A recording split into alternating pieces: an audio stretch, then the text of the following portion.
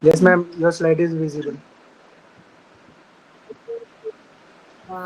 Like to thanks the organizing team Ayursanidhya Educare for giving me opportunity to be a speaker for this Charak Amrit Manthan 17th webinar series on the occasion of this Charaka Jayanti celebrations.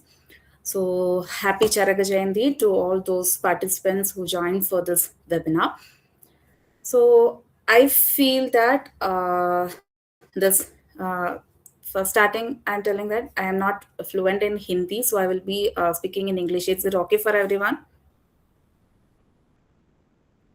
If in between any clarifications or anything is there, you can put in the chat box. And last minute also, we will clear all those doubts. So this Charaga Jayanti, I feel personally that this is not a 1 day or a 1 week or 1 week celebrations what we have to follow, because this we are considering this particular day as a Charaga Jayanti,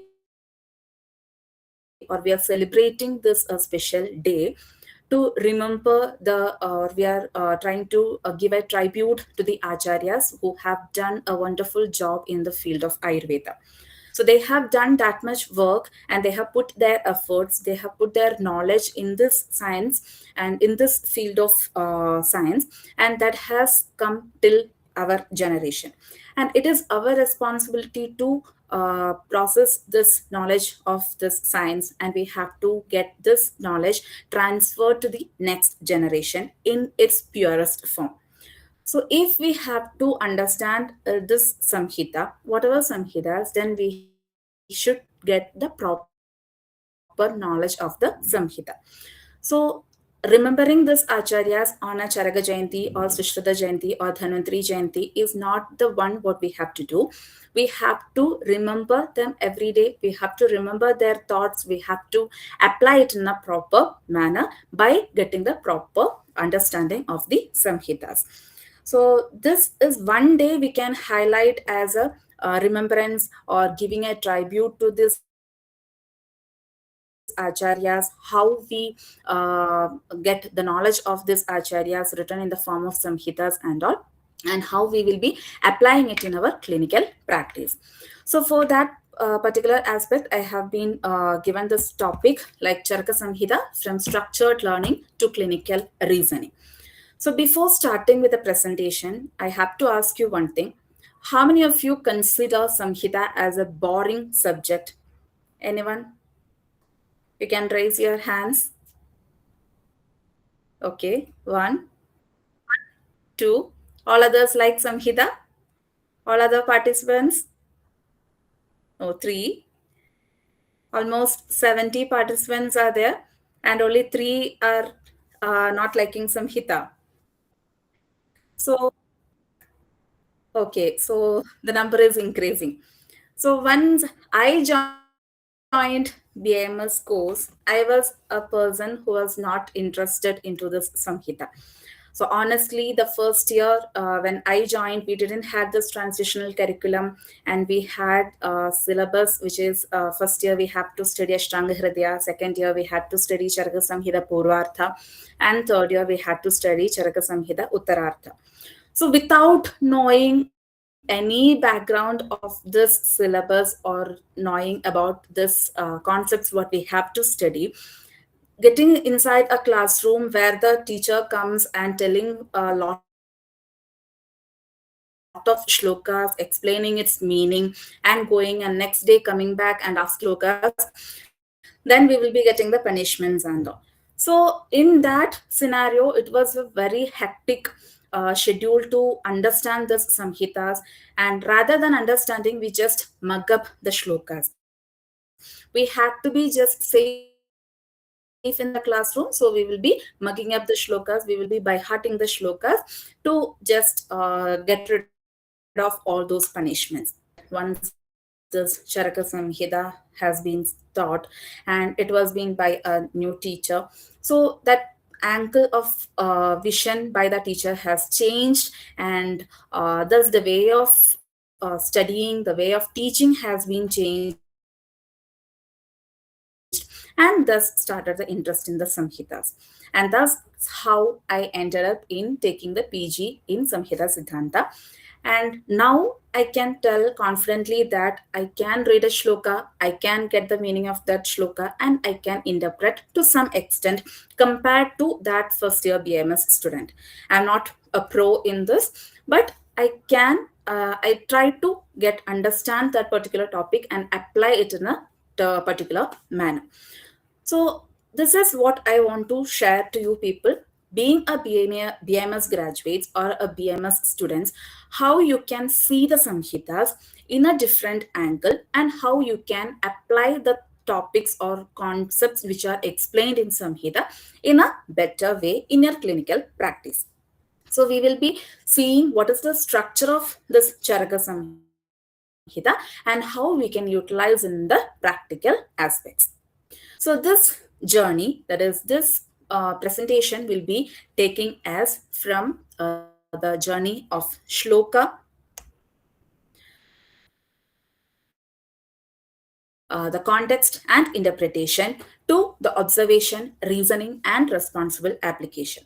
So there are two parts, that is the shloka, context, and interpretation comes under the theoretical part, and observation, reasoning, and the responsible application comes under the practical part. So how you can club this theory and practical applications, what is the link between that, how you can connect it, that such all things we will see in this presentation. So first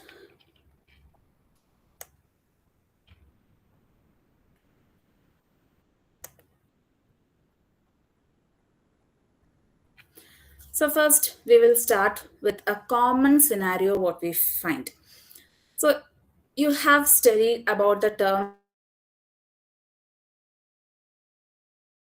such as Agni, Dosha, Dushya, Nidana Panchaka, Dashvita Parikshas, in the examination, especially in the Viva Voce examination. When the examiner is asking you, you will define everything. You know what are the types of Agni, you know what are the types of Dosha, you know what are the types of Dashvita, you know what are the types of Agni, such all details you know. But the patient who is, or I am having a Krura Kushta. Besides, the patient will be explaining that I am feeling heavy after the meals, or I am not having feeling hungry, or my bowel movements have changed. Such all sentences the patient will be telling. So how you connect this? You have studied about Agni, but what the patient has told is, I don't have a proper appetite, or I don't feel hungry. So how you connect this concept with the thing or with the sentences what the patient is telling? So that is the connection which is missing, and that connection is the skill, or that is the connection what we require from theory to practice. How we can connect that, how we can link that theory to practical aspects. So this connection comes from through four aspects. That is this shloka, what you have studied in the theory, that is from either Charaka Samhita or Sushruta Samhita or Ashtanga Hridaya, whatever Samhitas you are taking, whatever theory you have studied, whatever shloka you have studied, you can make it into a clinical interpretation based on four connections. Through this four through this four things, you can get this shloka into a practically valuable thing. So first is the structure.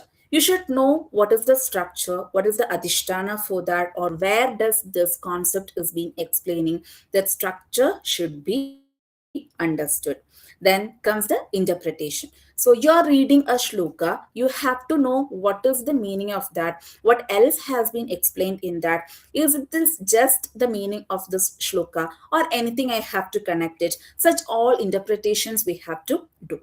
Next is the observation. That is how we can correlate it with the patient. In which type of patients we will be observing this lakshanas, or whether this nidana is present in this patient, this purvarupa is present in this patient. Such observations we have to see in the practical clinical scenario. And last is the uh, reasoning, that is how does this happen, or why does this happen in the patient, that we have to finalize. That is, we have studied something, we are trying to trying to interpret that, we are trying to get observed in the patients, and we should know why this thing or concept which is explained in the samhita had occurred in this patient, how we can connect that. So this four steps, that is structure, interpretation, observation and reasoning, help us in understanding the samhita in a better manner.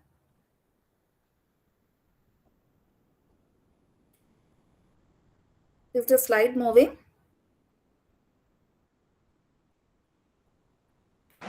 No, ma'am, actually, not moving. Okay. So this is the structure what we are trying to uh, roll out today's presentation. First part is the structure. Now is it visible changing? Yes, ma'am, it's visible. Okay. So the first is the structure. Structure, before applying the Charaka Samhita's concept, we should know how Charaka Samhita organizes the knowledge. So whatever Samhitas or any Lakhutra it has certain arrange concept are being explained. So this architecture is not just merely editorial. It helps us finding the principles to connect it with the therapeutic actions. So we mainly concentrate on Charaka Samhita's concept in this presentation. So we know that there are 8 sthanas which are present in Charaka Samhita. So this 8 sthanas of Charaka Samhita helps in a positive learning journey. So we first see what are these 8 sthanas and what are the core concepts which are explained in this sthanas. So first is the Sutrasthana, which explains about the basic or the fundamental principles of Ayurveda. In 30 chapters, they explains about the basic things. Then comes the Nidana Sthana, where they explains about the disease. That is, what are the pathogenesis, what is the Nidana Panchaka. Such details are being explained in this 8 chapters of Nidana Sthana. Then explains about the Vimanasthana, where they explains about the assessment criteria, how we have to examine a patient, what are the factors we have to see in a patient, in a Roga and Rogi Pariksha, what are the different things we have to assess, quantity, measurement, such all details for the assessment has been explained in the Vimanasthana. Next is the Sharirasthana, where the concept of Garbha, the Sharira, the Atma, Manas, such all concepts related to a person has been explained in the Sharirasthana. Next comes the Indriyasthana, where the prognosis has been explained. That is, the Sadhya Sadhyata of the disease is being explained. And here we have to rule out whether this condition is Sadhya or Asadhya. If it is Sadhya, then we have to go for the management. If you see the Chigilsa Sthana of Charaka Samhita, it has been mentioned like Jwara Chigilsidam Vyakhyasyamaha or Rektapittam Chigilsidam Vyakhyasyamaha. It is mentioned Chigilsidam Vyakhyasyamaha. It has been told that those treatments are being practiced, they have got the result, after that they are trying to explain it to you. So it is not just merely written, it is after the practice, after the treatment has been given to the Sadhyavyadis, they have got the result and they are presenting it to you. So after finding out or ruling out the prognosis, the Sadhya or Asadhya Vyadi, then we have to go for the Chikitsa if it is Sadhya Avastha. So in the Chikitsa Sthana, all the treatment modalities has been mentioned, either the Shodhana Karma or Shamana Karma, even Anta Parimarjana, Bahya Parimarjana, all those Chikitsas has been explained in the Chikitsa Sthana. Next is the Kalpasthana, where the preparations are being mentioned. 600 formulations they have explained for the management, different types of management they have explained. And last is the Siddhisthana, where they explains about the outcome. So whatever we are doing, there should be an outcome. Whether we did a good or bad thing, there will be an outcome based on that. So whether we have done the treatment properly, we have got a good result out of it. And how we have to manage that. These all things are being explained in this 8 sthanas of Charaka Samhita. So the core concept of Charaka Samhita lies firmly in the Sutra Sthana. from the principle, then disease. So from the principle to the outcome, how we get that connection, where we are missing out, and how we can connect, or how we can get into this connection that is being I'm trying to explain in this. So this Sutrasthana, you all know that Sutrasthana is the base for every Samhitas. If we consider Charaka Samhita or Sushruta Samhita or Ashtanga Hridaya, Sutrasthana is the base for everything. If we know Sutrasthana, it is enough for understanding the whole Samhita. We get to know everything which is mentioned in the whole Samhita. So this Sutrasthana has 30 chapters in Charaka Samhita. So this explains about how the balance is being protected in terms of health, or how the diseases are being occurring and how this imbalance arise, that is being explained.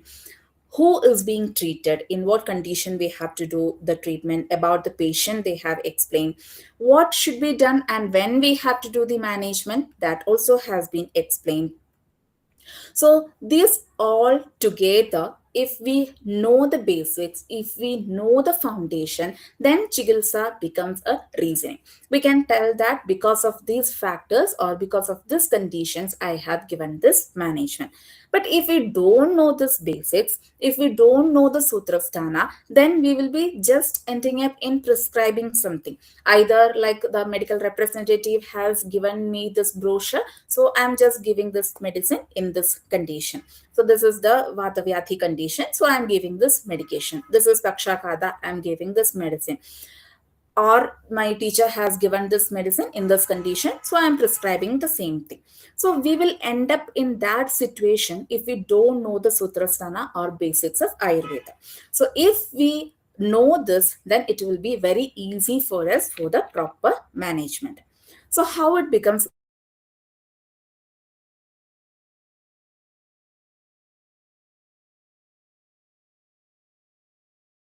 understand how we have to manage the diseases or the conditions that is being occurring. So this Sutrasthana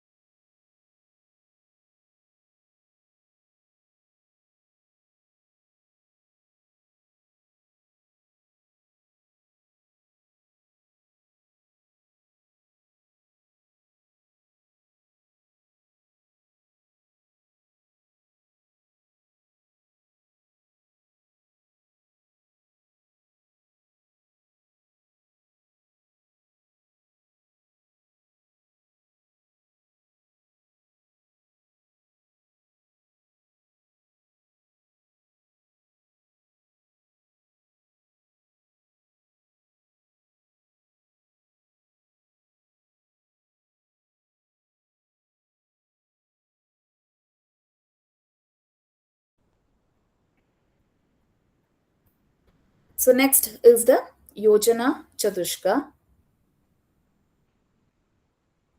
Am I audible? Ma'am actually आपकी screen जो है वो show नहीं हो रही है. Okay.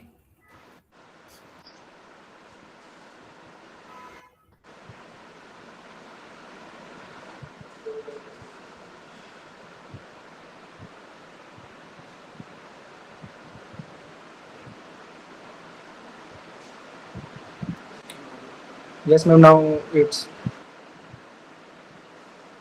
yes ma'am, yes ma'am.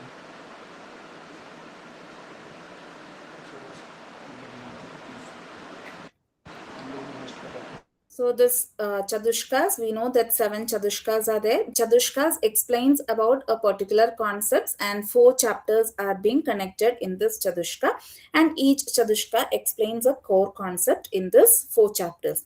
So this Chadushkas help in understanding a particular topic in different angles. That is, Chadushka helps us which ideas must be read together. So something has to be read together, and how we have to read that in a proper manner is being explained. So we will see one example. For example, I have taken here Swasthya Chadushka. So Swasthya Chadushka builds a multi-dimensional model of health. It explains about the health. So how we come to know about the matters of health from the Swasthya Chatushka. That is, first, fifth chapter, Matra Shitiya Adhyaya, explains about the different quantity of ahara or the matravat ahara. All the dinacharyas has been explained in this chapter. Next, sixth chapter, Tasya Shiti Adhyaya, explains about the seasonal adaptation. That is, the Ritucharya has been explained in this chapter.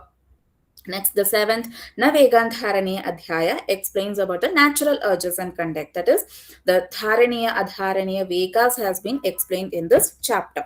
And the last, Indriyavakramaniya Adhyaya, explains about Asatmendriyartha Samyoga. So this Chatushka, within this four chapters, they explains different aspects of the health. That is, health emerges from the food, it can be from the season, it can be because of the bodily rhythms, and it can be because of the sensory discipline. So all the different four aspects of a health or roga avastha has been explained in the four chapters of Swastha Chatushka. So the same way we have to interpret all the other Chatushkas and all the other chapters which are coming under each Chatushka. So if we study in this particular manner, if we have to study about a particular concept, we can search that Chatushka and we will be getting the complete knowledge through that four chapters of the Chatushka. So that is how we will be getting an idea of a particular concept. If I have to study about health, I have to search in the Swastha Chatushka. If I have to know about more on Roga, then I have to go and search in the Roga Chatushka. So, such a way, Acharya has given a hint that where I have to search, where I have to go and read. So, that is the first step, the structure of the Samhita, where we have to go and search for the context or for the concept what we have to study. So, that is the first one, that is the structure. So, structure tells us where to look, but how we read what we have selected. So, I have selected the concept health, and I have got the I have understood that I have to read the Swasthya Chatushka, and I have understood that fifth, sixth, seventh, and eighth chapters of Charaka Samhita Sutrasthana explains about the health, or the different aspects of the health are explained. But how I should read that, what interpretation I have to do that, how I should analyze it, such all details has to be understood. Just merely reading the Samhitas or just merely reading the Swasthya Chatushka, we won't understand properly. So, for that purpose, we need the second part, that is the interpretation. So, from the structure, we have to come towards the interpretation. So, for this interpretation, a translated textbook alone cannot do the proper job. So, many of us, we will be, even when I was studying, also, I have done the same thing. I had the English translated textbooks, and I have studied from that. And nowadays, you also doing the same thing. You will be having a translated textbook, you will be reading that textbook, you will be reading the shloka, you will be reading the translation, and that translation what is being written there, that you will be studying. We are not going in depth of the shloka what is mentioned, and we are not trying to understand what is being mentioned in the actual shloka. We are just trying to get the idea of what the translator has written. That is not what we want. We want the actual thought of Acharya Charaka or Acharya Agnivesha or Acharya Dridabala, who has completed this textbook of Charaka Samhita.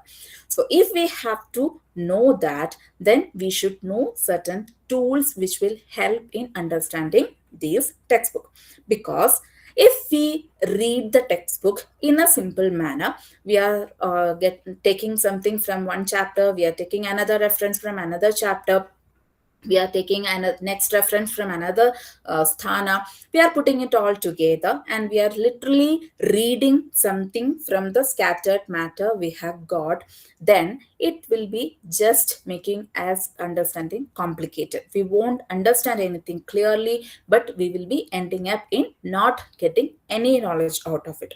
Because a statement may depend on its adhikarana or the adhishtana. In that particular context we have to read, then only we will understand that particular point or that topic. Or a word may connect with a distant statement. One particular word has been explained here, but it may be having different meanings. For example, the word rasa.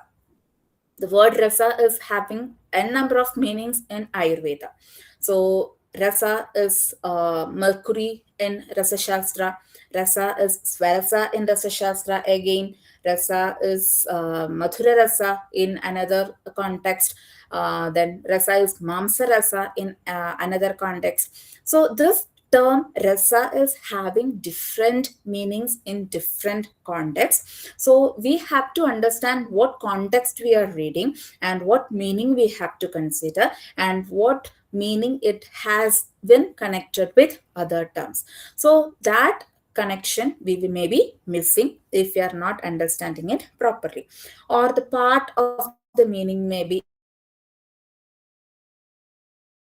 implied if you are not reading it fully. If one line of the shloka we have taken only the line meaning we may be getting, we may not understand the proper concept in complete.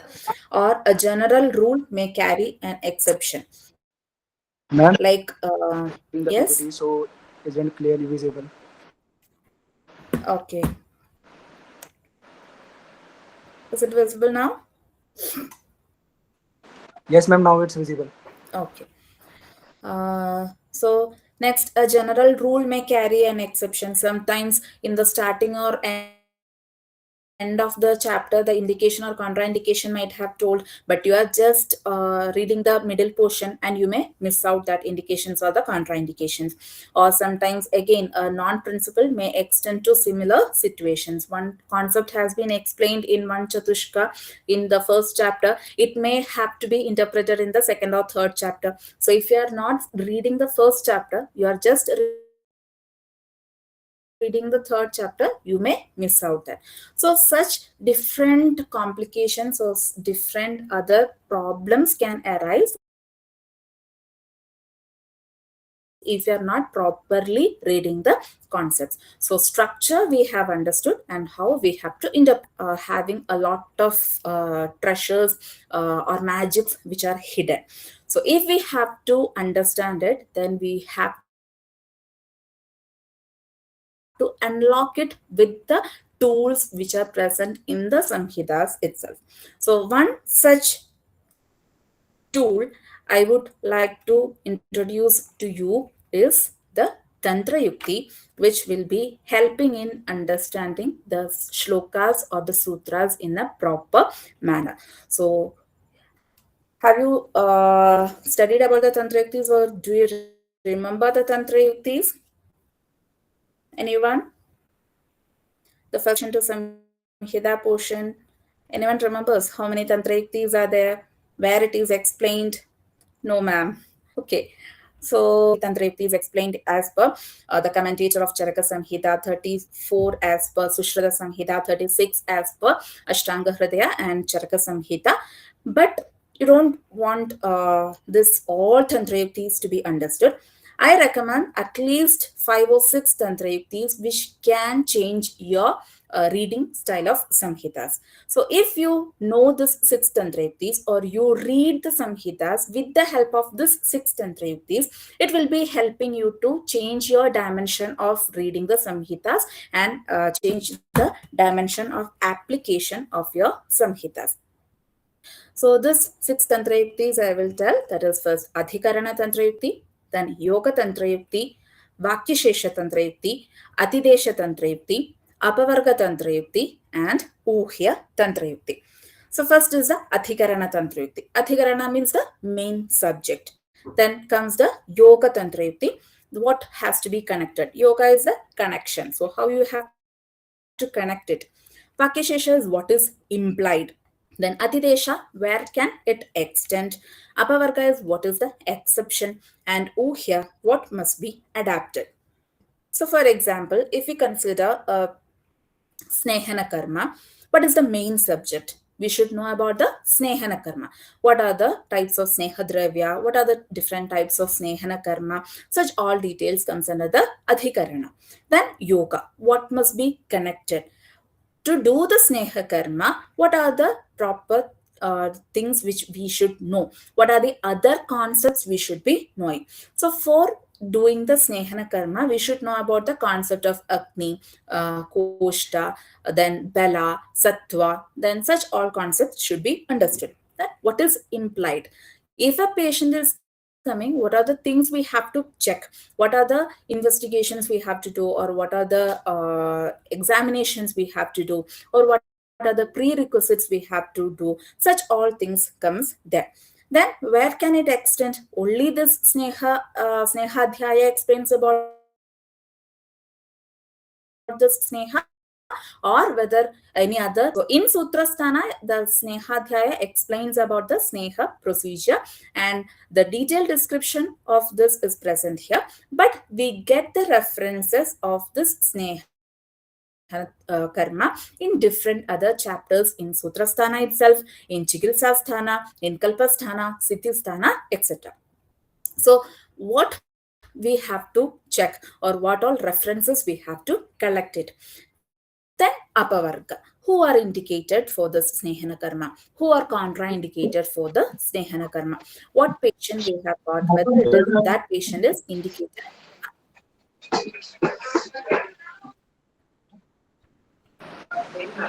Please shift my. Shall I continue? Yes, ma'am, you can go. So, okay. So whether this patient is eligible for Snehana or not, indicated or contraindicated, that we have to see. And Uhya, what must be adapted? If the patient is not if the patient is indicated for the Snehana Karma, what type of Snehana we have to do? If it is Achapana or Vicharana Sneha, if it is Achapana, what is the dosage we have to fix? What is the type of Sneha Dravya we have to fix? So such all details we have to see. So this is for just one topic, Sneha Dravya or the Snehana Karma. So the same way you can take it for all the different other topics. So if we consider this in the Adhikarana, which context, what has to be connected, where it has to be implied, where it can extend, what are the other things it has been explained, what is the exceptions, and what has to be added or what has to be changed. So if we read the shloka in this particular manner, connecting to the practice, then it will be easier for the practice or management. So, if we are reading something with the help of Tantrayuti or any other tool from the Samhitas, something is indicated means we don't just mug up that, but rather we will be questioning that, in which context it is indicated, for whom it is indicated, at what stage it is indicated, and with which exception it is being indicated, or who are not indicated for that, or what must be adapted, what changes we have to do in that. Such all questions will be arriving. So this correct interpretation is the first check what we have to do before application, or before giving a medication. We have to analyze all these things, we have to interpret the science, and then we have to move into the action. So this is the second step, that is the interpretation step. And how we have to read, that is the structure and interpretation. So moving with the third point, that is the observation. So tools how to read the shlokas and how to extract the meaning of that. Now you have to so something which is written in the paper won't be remembering always. A principle understood in words still has to be recognized in life. If anything, we had a practical experience that we won't forget in our life. Like in the chemistry labs, we have done the salt analysis, we won't forget in our life. That color changes, what happens, that smell what we have got, that all we will be always remembering in our life. Even the basic experiments what we have done in the fifth or sixth standards in the biology classrooms, like iodine test, such all things we will be remembering till now, because that we have done with our own hands. The same way, the shlokas what you have studied in the classrooms, that has to be made practical in the OPD or IPD words. You have to try to get that live picture of shlokas in the clinical practice or in the clinical scenario. So that will be helping in bridging between I know the definition and I can identify the finding. So I know this lakshanas from the shlokas, but I should be able to identify the lakshanas or the rupa in the patient who is sitting in front of me. That is where we are getting the challenge. So for that, we should have the proper observation. So what we should do to get proper observation? So, whatever theory we have studied, we have understood in the proper way, we have interpreted in the proper way. Now, we have to ask certain questions. If we have to study about a concept of Agni, we have studied that these are the references for Agni. We have read all the references. We have interpreted properly. We have connected it everything. And now we have to see how you can utilize in the clinical picture. So Agni means what it is, how many types of Agni is there, how you can assess the Agni. So in all these aspects, we have to understand how you can assess the Agni. So how this Jarana Shakti is being assessed, how you can assess the Agni. For assessing this Agni, what are the questions you have to ask the patient? So such way the questions has to be prepared. From the theory, the topics what you have studied, you have to prepare the questions you can ask in the OPD or you can ask to the patients. So if Agni is taken, how much food a patient can have, what feelings he get after the intake of the food, or what feelings he get after the digestion of the food, how much quantity is being or how much food is being digested, how much time it is taking to get digested. Like the same way for Satmya, Bala, Koshta, Kala, Srotas, etc., you can make the questions based on the theory you have studied in the shlokas form, and that which can be seen in the patients. So that will be helping in to ask the questions. Once the patient is telling some history or the patient is telling some difficulties, you can frame it into a question and you can connect back to the shlokas what you have studied. So this uh, process requires a practice, and this practice will be making into movement in a loop. If you are coming into this loop, then it will be very easy for understanding the concepts.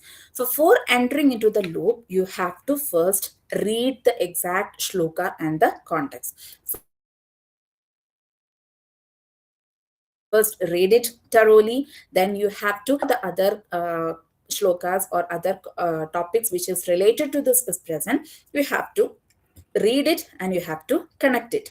Then you have to observe it, either in a healthy person or in a patient. You have to try to observe these lakshanas in the volunteers or in the healthy person or the patients, so that we can understand that whether these lakshanas are present or not. Next is reflect. We have to check whether it really matches. So there is a patient with these lakshanas. Now we have to see the we should have a checklist from the samhitas. We have to see that these are the lakshanas of the kushta roga. For example, take vipatika. This is the checklist for vipatika lakshanas. Purva rupas and rupas has been mentioned. We have to see whether these lakshanas are present in the patient or not. That is reflect the patient. And last is return. That is, we have to return back to the samhitas or the shlokas. That is, next we have to cross check it with the patient's checklist. This is the patient who came to me with the vipatika, with the lakshanas. Now I have to check that whether all these lakshanas are mentioned in the samhita. So this is how I have to go back to samhita. So I started with the shloka and I'm ending up with the shloka itself, or I'm ending up in the samhita itself. So how I started reading a shloka, how I started reading a samhita, and how I end up in reading that same topic or same shloka, it will be different. So I started reading, I connected with something else, I observed that, I interpreted that, I analyzed it, and then again I have come back to that particular point with a new dimension of that particular same topic. So this is how we have to study a topic or study a particular shloka, with which we you can correlate with the practical application. So this practical exposure does not replace the text, but it will give another dimension with which you can excel in this field of Ayurveda. So now we have got the structure, we have integrated it, we have observed in the patients, and now this is the last part. Now you have got a jumbled jigsaw puzzle. You have a lot of puzzles in front you, but you have to get it connected. How you merge it or how you make it into a perfect picture.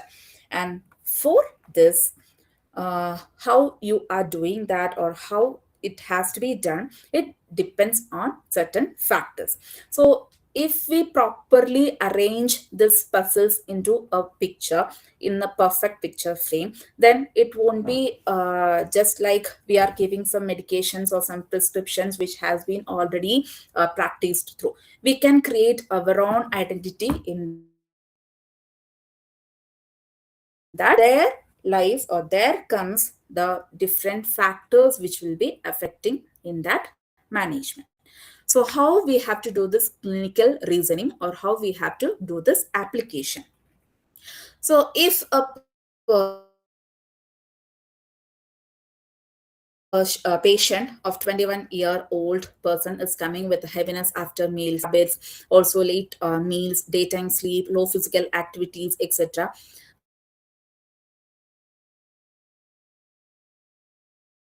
we will be having a set of medicines available in our OPD cabins, and we will be okay, he is having heaviness after meals, okay, then I will prescribe this medicine. Or he is having low physical activity, lethargy is there, okay, I will prescribe this medicine. So with this lectionals, we will be prescribing 3 or 4 medications from the list of medications what we have already in the OPD. We are not just going beyond that list of medications what we have. We are just sticking on to that prescriptions what we have been taught of or that the people have been taught us. So this is not the way we have to manage the particular condition.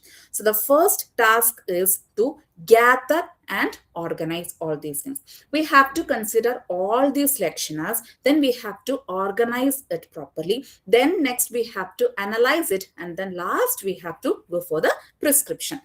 So this scattered things can be brought into one, or it can be organized by certain factors such as Nidana, then Roga. It helps in understanding what is the cause for that particular condition, whether he is following that same thing, or how long this Nidana has been started. Such all details we have to take. Then comes the Roga. What is disturbed? Where? How? Which stage of the diseases or which stage of the doshas? Such all things has to be considered. Next is the Rogi, where we have to understand about the Rogi Bala, then Agni Kushta, such all conditions we have to see. And last, we have to see that whether this patient is capable of tolerating this type of medications, whether this type of management can be done in this patient, whether this is necessary for this patient in this condition of the Roga, in this dosha avastha. Such conditions or such things has to be analyzed, and then we have to go for the next step. And especially while for the prescription, 2 things has to be analyzed very properly, that is the Roga Bala and the Rogi Bala. In Roga Bala, we will be checking for the dosha, dusha, and the dosha. inertia, the stage of the disease, severity of the disease, chronicity, complications, etc. Whereas in Rogi Bala, we will be searching for the Prakriti, Agni, Vaya, Satmya, Sattva, tolerance to the treatments, etc. So we have to consider both the Roga Bala as well as the Rogi Bala, and then we have to manage the condition and we have to fix the treatment. So this management what we are giving should not overpower this condition, or it should not be the person or the patient should be able to tolerate the medicines what we are giving, or he should be able to tolerate the medications what we are giving, and the medicines should be able to control the doshas also. So that way we have to consider the Roga Bala and Rogi Bala, and then we have to give the management. Then after giving all analysis, interpretations and all, then we have to go for the last stage, that is the prescription or giving the management. So first we have seen the nidana and the timeline, the history taking has been done. Then we have done the examination. After examination we have prepared a simprapti, that is a probable simprapti has been done. And then what must change, that has to be seen, that is with the principle, with the theory, we have to connect what has to be done. And then we have to plan the diet, routine, medicine, etc. And in the follow-up or in the review we have to see what response the patient is getting. And this is how we have to plan, and this is the prescription, which is not the end of reasoning. Actually many times we can see that the physicians will be giving a prescription and they will be waiting for the result from the patients. If it is working, then it's okay, fine, continue that medicines for 2 weeks. If it is not working, okay, then we will change the medicines. It should not be like that. First analyze everything and then we have to go for the prescription. So that is how we have to manage the conditions. So this prescription is not a generalized thing what we follow in Ayurveda. We mainly focus on individualized treatment because of certain factors such as dosha predominance, Agni or the Ama Avastha, then Bala of the patient, then Prakriti of the patient, stage of the disease, then Kala and Desha. Kala, in which age that person belonged to, or in what Ritu that disease had occurred, which desha that person has got affected with, the adra desha, as well as which desha he is coming from, then what is he satmya to, and what is the associated complaints he has. So this is the individualized management which is needed for each person. So every difference in plan should have a reason that can be explained. That is, we should be able to tell that we should give this medicine for this patient because of this reason. That should be clearly mentioned, that we should be able to clearly mention. If we have to tell that, we should know the Shastra in a proper manner. Otherwise, we won't be able to tell that. So this is how the prescription should be known. Then we have to interpret it, we have to observe it, and then we have to apply it in the clinical practice. So now what you can do is, first read in clusters, that is study the chadushka itself, not only one chapter or one context.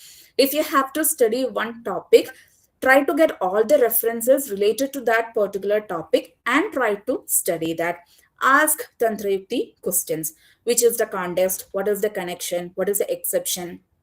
What is the adaptation? So where I can apply this, what are the other things which I can get connected to this, so what are the other context in which this particular topic is being explained. Such questions has to be asked. Then observe the concept, try to observe this concept which you have studied in a patient or even ourselves. What is my Agni? What is the stage of my Agni? How I can assess my own Agni? How much food I can eat? Such types of questions or such types of concept try to observe in ourselves or in the patients or in a healthy person. Then try to document the link. First you have read the shloka, you are finding it out and finding out the clinical relevance. So reading, you are finding the interpreting and observing, and then discuss the reason why this happened in this particular person, or why this has to be given in this particular person. So that can be interpreted properly, or that reasoning can be given very beautifully if you study in this particular manner. So this is what I try to convey you. That is, Charaka Samhita does not ask only to remember the knowledge, but it trains to organize, interpret, observe, and apply it responsibly.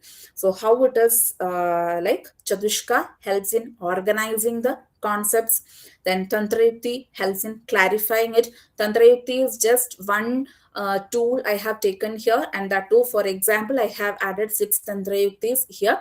There are different other application tools which will be helping in interpreting the shlokas in a better manner. Then practical exposure makes the concept visible in a patient, and yukti is that which is.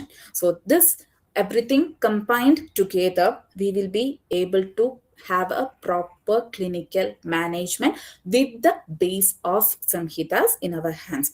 So this is how you can make it samhitas very simple, make the samhitas very easier for reading. If you attempt and trying to give once, try to follow for some time, and if you are feeling it helpful, then try to follow and help others also to follow the same thing. So this is one way you can make it samhitas very simplified and object. So this is what I try to cover it up, how you can make it a simple form. So continue learning and stay connected with me if for any academic interactions and collaborations.